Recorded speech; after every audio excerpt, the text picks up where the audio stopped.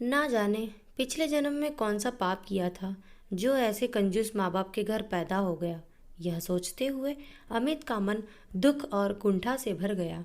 औरों के माँ बाप कैसे हैं जो अपनी औलाद की खुशी के लिए अपना सब कुछ न्यौछावर कर देते हैं, और एक मेरे माँ बाप हैं जो हमेशा मेरी छोटी छोटी ख्वाहिशों का गला घोटते रहते हैं। मेरे लिए इनके पास कभी पैसा नहीं रहता, हरदम पैसे की तंगी का रोना रोते रहते हैं। इस वक्त उसके अंदर घृणा और नफरत का ऐसा तूफान उठ रहा था जिसने उसकी सोचने समझने की क्षमता को क्षीण कर दिया था। भावावेश में उसके कदम और तेजी से उठने लगे। आह! अचानक उसके मुंह से हल्की सी चीख निकली। शायद उसके पैरों में कोई कंकड़ चुभ गया था। कहीं ट्रेन न छूट जाए, इसीलिए उसने रुककर देखना उचित नहीं समझा। एक पैर उठाकर उसने जूते के नीचे से कंकड़ निकाला और तेज कदमों से आगे बढ़ गया। थोड़ी ही देर में वह अपने कस्बे के छोटे से रेलवे स्टेशन पर पहुंच गया। टिकट तो उसे लेना नहीं था, इसीलिए वह सीधा प्लेटफॉर्म पर पहुंच गया। प्लेटफॉर्म पर खड़े होकर उसने मोबाइल निकालकर देखा। सुबह के 5 बज रहे थे। ट्रेन अपने समय से आधे घंटे देरी से चल रही थी। वह पास में मौजूद कुर्सी पर बैठ गया और ट्रेन का इंतजार करने लगा। पैर में अभी भी दर्द का एहसास हो रहा था। अरे, ये तो पापा के जूते हैं। वह जूते निकालने के लिए नीचे झुका तो चौंक पड़ा। शायद रात के अंधेरे में उसे दिखाई भी नहीं दिया था और जल्दबाजी में उसने पापा के जूते पहन लिए थे। जूते निकालकर उसने देखा तो पैर के तलवों में एक जगह खून रिसा हुआ दिखाई दिया। जख्म ज़्यादा नहीं था, बस हल्का सा ही चुभा था।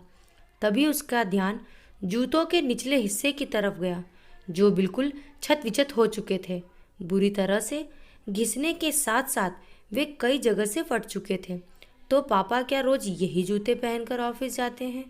जब एक बार पहनने से ही मेरे पैरों में कंकड़ चुभ गया, तो रोज पहनकर ड्यूटी जाने के दौरान उनके पैरों में कितने कांटे चुभते होंगे। यह सोचकर ही उसका दिमाग सुन्न हो गया। तभी उसे याद आया कि पापा ने पिछले महीने ही उसके लिए कैंपस के 1500 के जूते खरीदे थे। वह पत्थर की बूंद की तरह वहीं पर जम गया।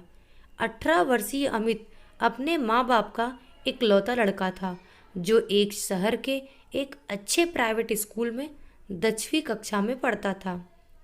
उसके पिता एक प्राइवेट कंपनी में क्लर्क थे और माँ एक कुशल गृहिणी थी।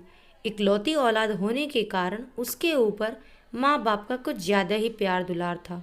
वे सीमित आमदनी के बावजूद भी उसकी हर ख्वाहिश पूरी करने की कोशिश करते। उसकी संगत शहर के अमीर घरानों से संबंध रखने वाले कुछ लड़कों से हो गई थी, जो उसके साथ ही पढ़ते थे, जिससे परिणाम स्वरूप वह थोड़ा बिगड़ गया था। यार अमित, ऐसे कब तक हाथ गंदे करेगा? इससे अच्छा एक बाइक क्यों नहीं ले लेता? एक दिन छुट्टी के समय वह अपनी साइकिल की उतरी हुई चेन लगा रहा था। तभी उसके दोस्त अजय ने टोक दिया। हाँ यार अजय ठीक कह रहा है। सुनील ने भी अजय की बात का समर्थन किया। वे दोनों बाइक से स्कूल आते थे। स्कूल की लड़कियों के सामने ये बात सुनकर अमित खुद को अपमानित महसूस करने लगा। उनकी ये बात उसके दिल में चुभ गई। मम्मी मुझे बाइक चाहिए। स्कूल से घर आते ही उसने अपनी मांग रख दी।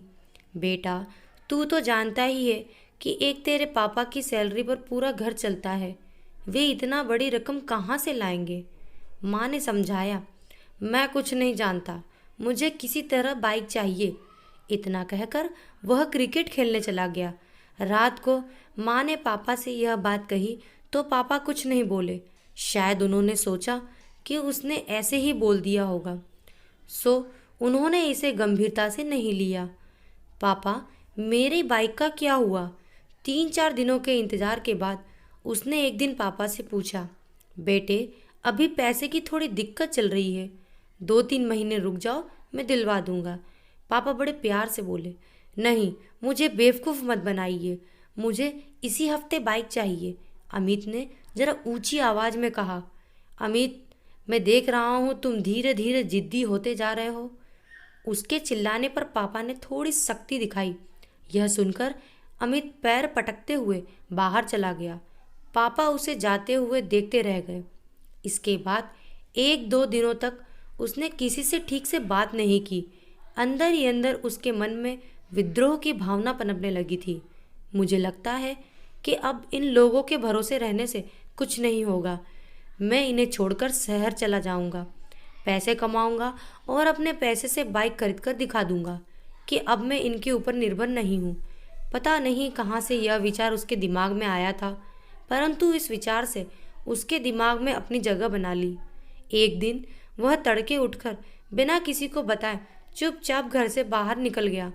रास्ते के खर्च के लिए वह पापा का पर्स उठा लाया था। पापा का पर्स चोरी करने के अपराध बोध से उसका मन आत्मग्लीन से भर गया। ट्रेन स्टेशन पर आ चुकी थी, परंतु उसे समझ नहीं आ रहा था कि वह क्या करे और क्या ना करे। कभी वह जूते को देखता तो कभी पर्स को देखता। ट्रेन के जाने के बाद उसने कांपते हाथों से पर्स खोला। पर्स में 10-10 के 3-4 नोट पड़े हुए थे और एक छोटी सी डायरी भी थी। शायद उसमें पैसे के लेन देन का हिसाब लिखा हुआ था। मन बहलाने के लिए वह डायरी निकालकर पढ़ने लगा। शर्मा जी से 30,000 रुपये लिए, कंप्यूटर के लिए ब्याज 5 रुपये प्रति सैकड़ा। 6 महीने पहले ही पापा ने उसके लिए नया कंप्यूटर खरीदा था, तो क्या पापा ने कर्ज लेकर मेरे लिए कंप्यूटर खरीदा? पढ़ते ही उसे झटका लगा। वह तो सोचता था कि पापा कंजूसी से पैसे बचाकर ब्याज पर चलाते हैं, परंतु उन्होंने तो उसके शौक पूरे करने के लिए हजारों रुपए का कर्ज ले लिया था। उसने आगे पढ़ना शुरू किया। वर्मा जी से 50,000 रुपये बाइक के लिए, ब्याज 3 रुपये सैकड़ा। दिन और तारीख बीते कल की ही थी, यानी पापा फिर उसके लिए। उसकी आंखों से आंसुओं की धारा फूट पड़ी। वह तुरंत उठा और तेजी से घर की तरफ दौड़ भागा। बदमाशी में भागता हुआ वह जब घर पहुंचा तो पापा अभी अभी बाथरूम से नहाकर निकले थे। अरे, कितनी दूर टहलने चले गए थे बेटे? चलो जल्दी से तैयार हो जाओ, बाइक एजेंसी चलना है। पापा उसे देखते ही बोले। इतना सुनते ही अमित के सब्र का बांध टूट गया। वह तुरंत पापा से लिपट गया और बच्चों की तरह फूट फूट कर रोने लगा। नहीं पापा, मुझे बाइक नहीं चाहिए, वह सुबकते हुए बोला। अरे क्या हुआ, क्यों रो रहे हो? और बाइक क्यों नहीं चाहिए? मैंने लोन की सारी प्रक्रिया पूरी कर ली है। पापा को अभी भी कुछ समझ नहीं आ रहा था कि इसे क्या हुआ है। आप इस लोन को कैंसिल करवा दीजिए, मुझे लोन वाली गाड़ी नहीं चाहिए। अमित संभलते हुए बोला। लेकिन नहीं पापा, अभी साइकिल से ही काम चल जाएगा। चलो ठीक है, जैसा तुम चाहो। इसके बाद से तो वह बिल्कुल बदल गया। उसने अगले ही दिन से अपना पॉकेट मनी बचाना शुरू कर दिया। पापा, आज फादर्स डे है, इसीलिए मैं आपके लिए ये गिफ्ट लाया हूँ। पापा नाश्ता करके ऑफिस जाने के लिए दरवाजे से निकलने ही वाले थे कि अमित ने मुस्कुराते हुए उनका रास्ता रोक लिया। अच्छा, जल्दी दिखाओ क्या है, वरना मुझे ऑफिस के लिए लेट हो जाएगा। बस 2 मिनट पापा, आप बस कुर्सी पर बैठ जाइए।